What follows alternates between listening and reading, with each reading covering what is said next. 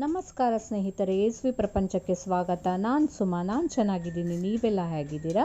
ನೀವು ಚೆನ್ನಾಗಿದ್ದೀರಾ ಅಂದ್ಕೊಂಡಿದ್ದೀನಿ. ನಾನಿವತ್ತು ನಿಮಗೆ ಒಂದು ತರಕಾರಿ ಸಾಗು, ಈ ನಮಗೆ ಈರುಳ್ಳಿ ಬೆಳ್ಳುಳ್ಳಿ ಏನು ಹಾಕದೆ ಮಾಡುವಂಥ ಒಂದು ತರಕಾರಿ ಹಬ್ಬಗಳಲ್ಲಿ ಏಕಾದಶಿಲಿ ಎಲ್ಲ ಮಾಡ್ಕೊಳ್ಳಿಕ್ಕೆ ಆಗುತ್ತೆ. ಸೊ ಆ ಥರದ್ದೊಂದು ತರಕಾರಿ ಸಾಗು ಹೇಳ್ಕೊಡ್ತಾ ಇದ್ದೀನಿ.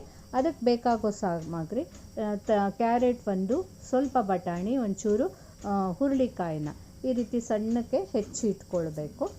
ಹಾಗೆ ರುಬ್ಬೋದಕ್ಕೆ ಇಲ್ಲಿ ಕಾಯಿ, ಧನಿಯಾ, ಜೀರಿಗೆ, ಹುರ್ಗಡ್ಲೆ 1 ಸ್ಪೂನು, ಹಾಗೆ ಒಂದು ಸ್ವಲ್ಪ ಹುಣಸೆಹಣ್ಣು, ಚಕ್ಕೆ, 1 ಏಲಕ್ಕಿ, ಒಂದು 3-4 ಲವಂಗ, 1-2 ಹಸಿಮೆಣಸು, ಹಾಗೆ ಒಂಚೂರು ಕೊತ್ತಂಬರಿ ಸೊಪ್ಪು.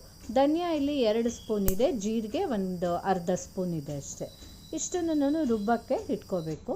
ಈ ಕಡೆ ನಾವು ಒಲೆ ಮೇಲೆ ಬಾಣಲೆ ಇಟ್ಬಿಟ್ಟು ಅದಕ್ಕೆ ಒಗ್ಗರಣೆ ಮಾಡಬೇಕು. ಫಸ್ಟು ಇಂಗು, ಜೀರಿಗೆ, ಸಾಸಿವೆ ಹಾಕಿ ಆಮೇಲೆ ಅದಕ್ಕೆ ಫಸ್ಟು ಹುರುಳಿಕಾಯಿ ಹಾಕ್ಕೊಂಡು ಒಂದು 2-3 ನಿಮಿಷ ಅದನ್ನು ಫ್ರೈ ಮಾಡಿಕೊಳ್ಬೇಕು ಚೆನ್ನಾಗಿ. ಯಾಕಂದರೆ ಸ್ವಲ್ಪ ಹುರುಳಿಕಾಯಿ ಬೇಯೋದು ಲೇಟ್ ಆಗೋದ್ರಿಂದ ಫಸ್ಟ್ ಅದನ್ನು ಹಾಕ್ಕೊಂಡು ಆಮೇಲೆ ನಾವು ಕ್ಯಾರೆಟ್ ಮತ್ತು ಬಟಾಣಿನ ಹಾಕ್ಕೊಳ್ಬೇಕು.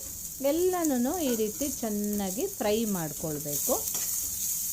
ಚೆನ್ನಾಗಿ ಫ್ರೈ ಮಾಡ್ಕೊಳ್ಳುವಾಗಲೇ ನಾವು ಅದಕ್ಕೆ ಸ್ವಲ್ಪ ಅರಿಶಿನ ಮತ್ತು ಉಪ್ಪನ್ನು ಸಹ ಸೇರಿಸಬೇಕಾಗುತ್ತೆ. ಯಾಕಂದರೆ ಬೇಯುತ್ತೆ ಆವಾಗ, ಇಲ್ಲದಿದ್ದರೆ ಬೇಯಲ್ಲ. ಉಪ್ಪು ಹಾಕ್ಕೊಂಡೆ ಒಂದು ಅರ್ಧ ಸ್ಪೂನ್ ಆಗೋಷ್ಟು, ತರಕಾರಿ ಬೇಯೋಕ್ಕಾಗಷ್ಟು, ಹಾಗೆ ಒಂದು ಚಿಟಿಕೆ ಅರಿಶಿನನೂ ಸಹ ಹಾಕ್ಕೊಳ್ಬೇಕು. ಚೆನ್ನಾಗಿ ಅದನ್ನು ಹಾಕಿ ಬಾಡಿಸ್ಬೇಕು. ಈ ರೀತಿ ಮೇಲಿಂದ ತರಕಾರಿ ಬೇಯಲಿಕ್ಕೆ ಒಂದು 1/4 ಲೋಟ ಆಗೋಷ್ಟು ನೀರು ಹಾಕಿ ಒಂದು 5-10 ನಿಮಿಷ ಬಿಟ್ಬಿಡ್ಬೇಕು. ಚೆನ್ನಾಗಿ ತರಕಾರಿ ಬೇಯಲಿಕ್ಕೆ ಬಿಟ್ಬಿಡಬೇಕು. ಆಮೇಲೆ ಏನಾಗುತ್ತೆ, ಅದು ಚೆನ್ನಾಗಿ ಈ ರೀತಿ ಬೆಂದಿರುತ್ತೆ. ಒಂದು ಸ್ವಲ್ಪ ಹೊತ್ತಾದಮೇಲೆ ನೋಡಿ ಬೆಂದಿದೆ.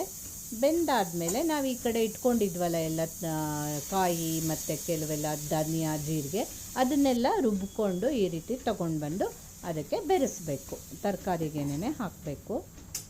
ತರಕಾರಿಗೆ ಹಾಕಿ ಚೆನ್ನಾಗಿ ಈ ರೀತಿ ಕುದಿಸ್ಬೇಕು. ತುಂಬ ಈಸಿಯಾಗೂ ಆಗುತ್ತೆ ಇದು. ಚಪಾತಿ, ಪೂರಿ ಯಾವುದಕ್ಕೆ ಬೇಕಾದರೂ ಕಾಂಬಿನೇಷನ್, ಈವನ್ ರವೆ ಇಡ್ಲಿಗೆ ಎಲ್ಲದಕ್ಕೂ ತುಂಬ ಚೆನ್ನಾಗಿ ಕಾಂಬಿನೇಷನ್ನು ಮ್ಯಾಚ್ ಆಗುತ್ತೆ.